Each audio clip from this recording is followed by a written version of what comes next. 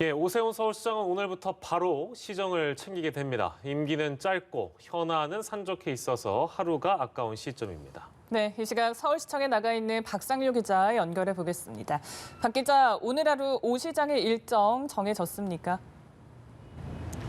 네, 말씀하신 대로 오세훈 서울시장은 오늘부터 바로 업무를 시작을 합니다. 오 시장은 오전 8시 서울 현충원 참배를 시작으로요. 한 20분쯤 뒤면 이곳 서울시청에 도착을 합니다. 이곳 앞에는 이미 취재진들 그리고 이 마중을 나온 직원들로 상당히 분주한 모습입니다. 10년 만에 귀환인 만큼 이 자리에서 직원들과 인사를 나누고 1층 로비에서 간단히 취임 인사를 좀 할 예정입니다. 6층에 마련된 집무실로 이동을 하게 됩니다. 그러면 1호 결재를 진행을 할 예정인데 아직까지는 어떤 안건이 올라올지는 알려지지 않았습니다. 그리고 오전 10시 40분쯤 서울시의회 의장단을 예방합니다. 시의회가 이 내곡동 투기 관련 오 시장에 대한 행정사무조사를 실시하겠다 이렇게 밝힌 상황이기 때문에 아마 불편한 상견례가 될 것으로 보입니다. 오후에는 첫 현장 방문이 예정돼 있습니다. 서울의 코로나 신규 확진자가 다시 증가세를 보이는 만큼 성동구청에 있는 서울시 1호 백신 예방접종센터를 찾을 것으로 알려졌습니다. 네, 민심의 향방을 가른 데에는 부동산에 대한 서울 시민들의 분노와 또 바람이 있었는데 오 시장은 재개발, 재건축 활성화를 약속한 바 있습니다. 서울시청에 큰 변화가 예상될 것 같은데요. 어떻습니까? 네, 그렇습니다. 역시 가장 큰 변화가 예상되는 건 부동산 정책입니다. 오 시장은 재개발 그리고 재건축 활성화를 주장하면서 이걸 민간이 주도를 해야 한다고 강조를 했습니다.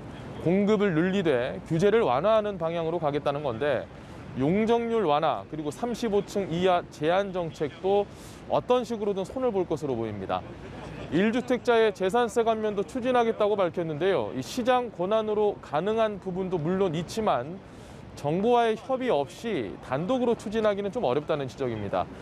그리고 광화문 광장 재구조화 사업은 제동이 걸릴 가능성이 높습니다. 800억 원 가까운 예산을 들여서 지금 공사가 한창 진행 중인 상황인데 전면 중단까지는 어렵더라도 사업 계획을 수정하는 방식이 될 것이란 추측이 많습니다.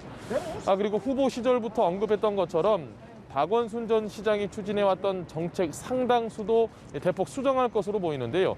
이 과정에서 대규모 조직 개편은 불가피한 상황입니다. 예, 박 기자, 현재 서울시의회는 여당이 절대 다수를 차지하고 있습니다. 후보 시절부터 시의회는 오 시장과 대립각을 세우기도 했는데요.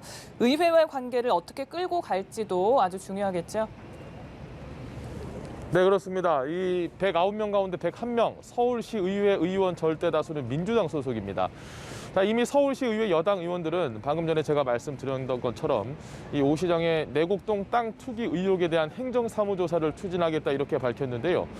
시의회는 오늘 와신 상담 끝에 돌아오신 걸 축하드린다라면서도 과거 서울시 공무원에게 상처가 있었던 만큼 이번엔 공무원들을 믿고 모두를 독려하고 아우르는 모습을 보여달라 이렇게 전달을 했습니다. 오 시장 입장에선 다소 뼈가 있는 당부로 받아들일 수 있는 대목입니다. 소상공인 지원을 위한 예산 확보나 조직 개편 추진, 용적률 완화까지 이 모든 것들이 시의회의 협조가 없으면 오 시장으로서는 공약을 이행하기 상당히 어려운 상황입니다. 1년 남짓한 임기의 야당 시장이 시의회와 어떻게 협상을 이끌어내느냐가 시정 운영에 큰 변수가 될 것으로 보입니다. 지금까지 서울시청에서 연합뉴스TV 박상률입니다.